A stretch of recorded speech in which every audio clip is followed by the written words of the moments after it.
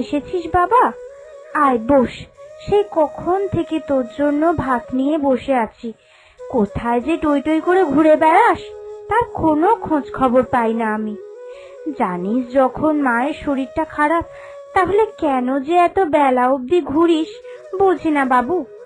আর বাইরে কি করা রোদ, কাক পক্ষী পর্যন্ত বেরোচ্ছে না। তাও তুই আমার কোনো কথাই শুনিস না। তেমন কিছু আজকে করতে পারিনি। ঘরে তো বিশেষ কিছু ছিল না, এই একটু ফেনা ভাত ফুটিয়ে দিয়েছি। আমি তোর জন্য অর্ধেক আলুও দিয়েছি। নে বাবা, সোনা মুখ করে এইটুকুই খেয়ে নে। মা, শুধু আমি একা খাবো না, তোমাকেও খেতে হবে। আর খাবার পর এই ওষুধটাও খেয়ে নিতে হবে। আমি অনেক দিন ধরেই লক্ষ্য করেছি তোমার কিন্তু শরীরটা একদমই ভালো নেই। তাই আমি ডাক্তার কাকাকে বলে তোমার জন্যই ওষুধটা এনেছি।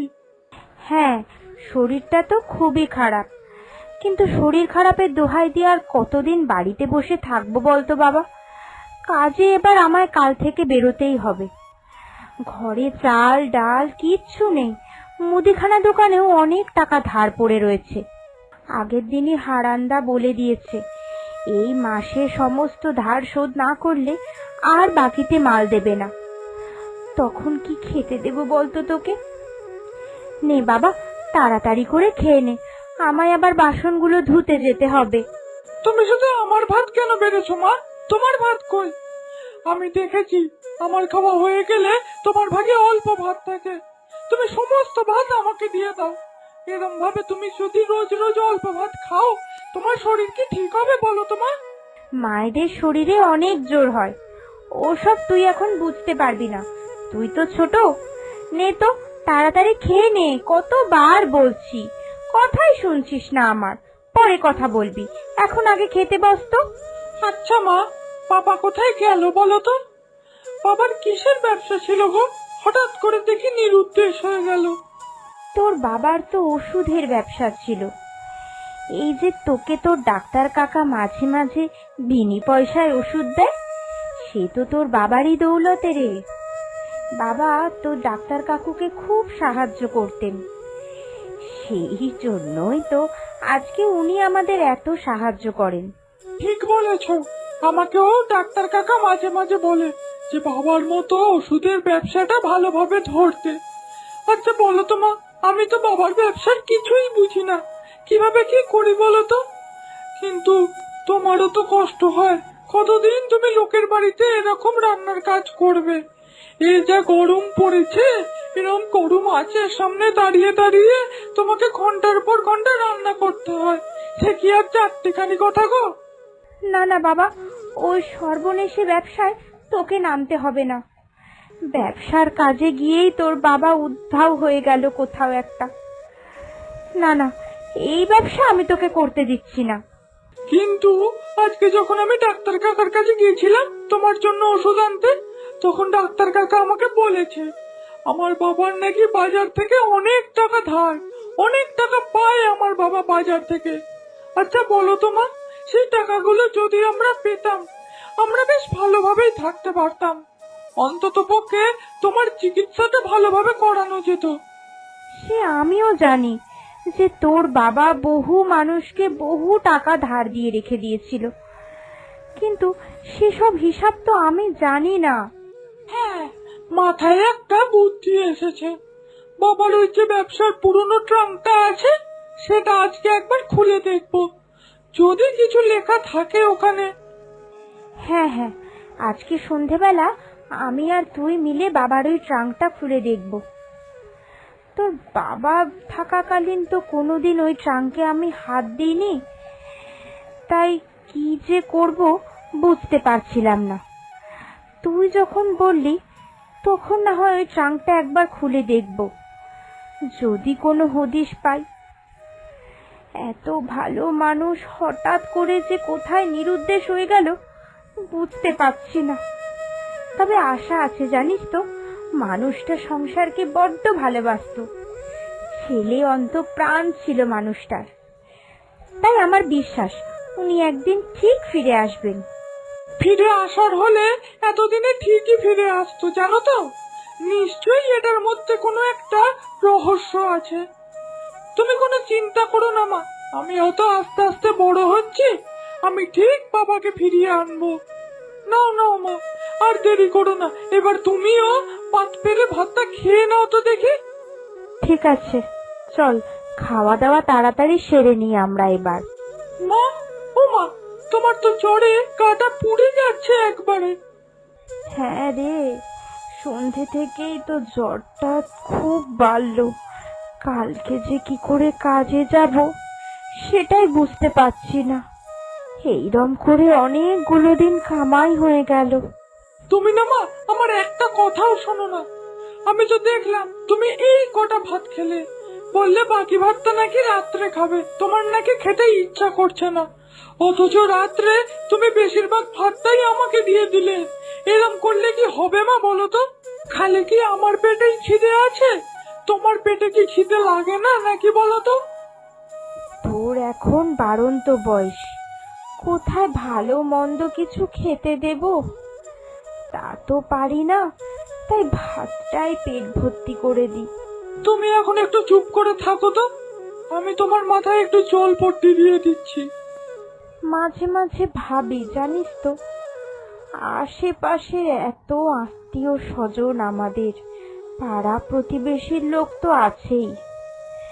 যখন তোর বাবা ছিল তখন তোর বাবা সবাইকে কত সাহায্য করেছে। তাদের দুঃখের সময় সবার আগে তোর বাবাই তাদের পাশে দাঁড়িয়েছে। অথচ আজকে দেখ, সাহায্য করতে হবে এই ভেবে কেউ খোঁজ খবরটাই নিতে চায় না।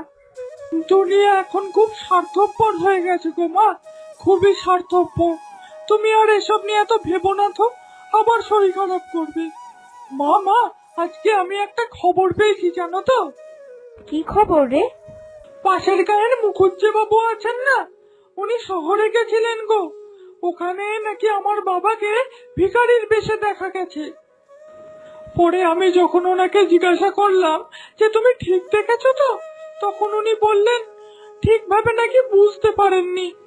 চুলদাড়ি পেকে গেছে, অনেক চুলদাড়ি গজিয়েও গেছে, গায়ে ময়লা বস্ত্র, অনেকেই তো একরকম দেখতে হয়, তাই নাকি চিনতে পারেননি ঠিক করে। কি বলছিস রে বাবা? মানুষটার অবশেষে করুণ পরিণতি? না না না, উনি হয়তো ভুল দেখেছেন, এরকমটা হতেই পারে না। না না, আমি কালই একবার শহরে যাব, কালই যাব। তোমার এই অবস্থায় তুমি শহরে যাবে বলছো? আমি যাব, তুমি নয়। তুই বাচ্চা ছেলে, তুই একা একা শহরে কি করে যাবি? আরে বাবা, মুখুজ্জে বাবু তো বলেছেন ওনার তো চোখের ভুলও হতে পারে, কিন্তু কি বলো তোমা, ওটা শোনার পর না নিজের মনটা একবারেই মানছে না। মনে হচ্ছে একবারে নিজে গিয়ে একটু খোঁজ করে আসি, কিন্তু তোমার তো শরীর খারাপ, কি যে করব কিছুই বুঝতে পারছি না। আমি যেটুকুনি বুঝতে পেরেছি, বাচ্চা ছেলে তো কি হয়েছে, আমি ঠিক নিজে গিয়ে একবারে খোঁজ করে আসতে পারি। না না, আমি তোকে একা কিছুতেই ছাড়বো না। একজনকে হারিয়েছি, জীবনের শেষ সম্বলকে আমি কিছুতেই হারাতে দেব না। ঠিক আছে, এখন বরং তোমায় বেশি কথা বলতে হবে না, তুমি বরং এখন একটুখানি শুয়ে বিশ্রাম করো। কালকে যদি তোমার শরীরটা একটু ঠিকঠাক মনে হয়, তাহলে আমরা ভোর ভোর কালকে শহরের উদ্দেশ্যে রওনা দেব, কেমন? এই দেখো মা, বাবার ব্যবসার খাতা, এখানে তো স্পষ্ট করে লেখা আছে বাবা নাকি মাধব কাকাকে ব্যবসার জন্য 50,000 টাকা পর্যন্ত ধার দিয়েছে, কিন্তু সেই টাকা তো মাধব কাকা এখনো শোধ করেননি। দেখো দেখো, এখানে বাবার হাতের লেখা স্পষ্ট করে লেখা আছে। হ্যাঁ রে, তাই তো। আমি তো ওনাকে এসব কথা জিজ্ঞাসা করি না। দেখেছো মা, ভাগ্যিস আজকে আমরা শহরে যাওয়ার আগে বাবার ব্যবসার খাতাপত্রগুলো দেখতে বসলাম। আমার দৃঢ় বিশ্বাস ছিল এই ব্যবসার খাতাপত্র থেকে বাবার কোনো না কোনো একটা ঠিকই আমরা সন্ধান পাবো, আর সেই অনুমান সঠিক হলো, আমরা একটা সন্ধান পেয়েছি। মাধবদা ওনার খুব বিশ্বস্ত লোক ছিল, একই সঙ্গে ব্যবসা করত। মাঝখানে বাড়ি তৈরির জন্য তোর বাবার থেকে ধার নিয়েছিল, কিন্তু কত টাকা সেটা তোর বাবা আমায় জানাননি। বলেছিল ঠিক টাইম হলে শোধ করে দেবেন। আর যেহেতু বিশ্বাসী, তাই লেখাপড়া কিছুই করে নেওয়া হয়নি ধার দেওয়ার সময়।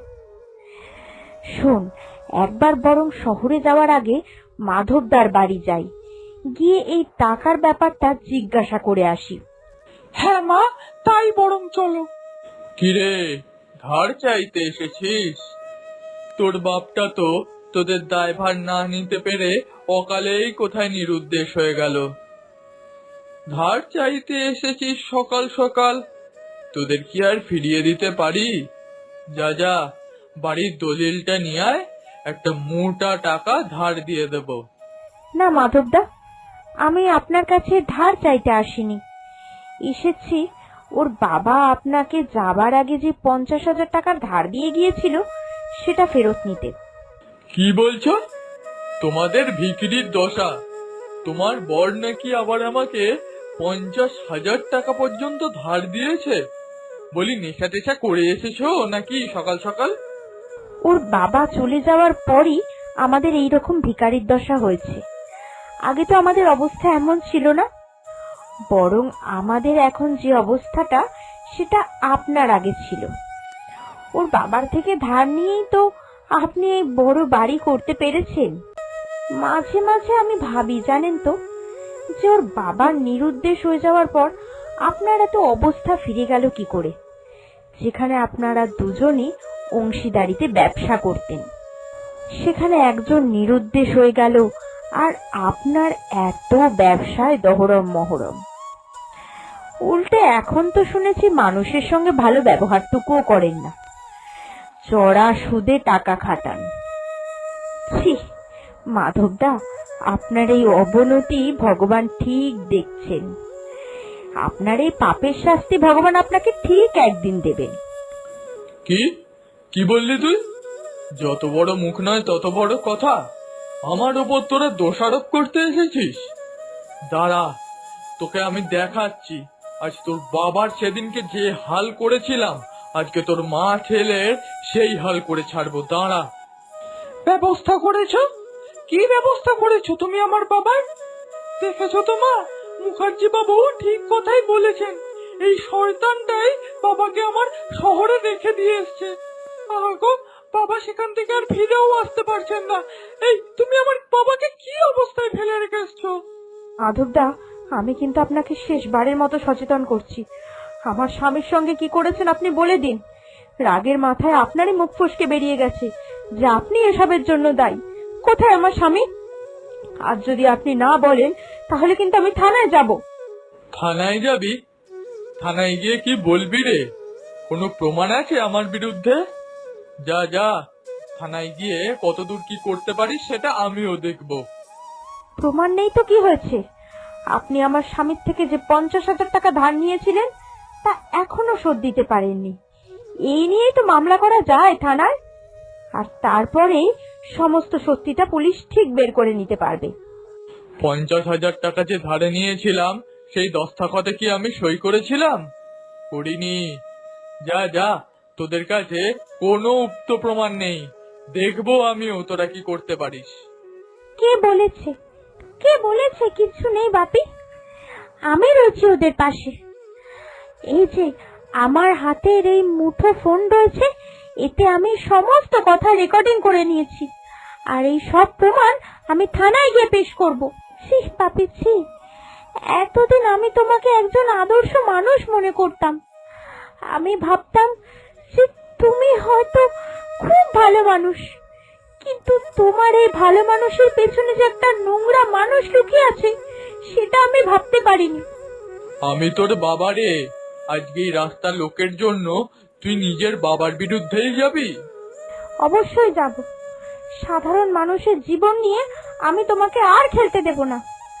অনেক দিন ধরেই আমি তোমার উপর সন্দেহ করছিলাম। তোমার উপরে আমার অনেক দিনই সন্দেহ হয়েছিল, তাই বহুদিন ধরেই আমি তোমাকে নজরে নজরে রাখতাম। আর জানতে পারি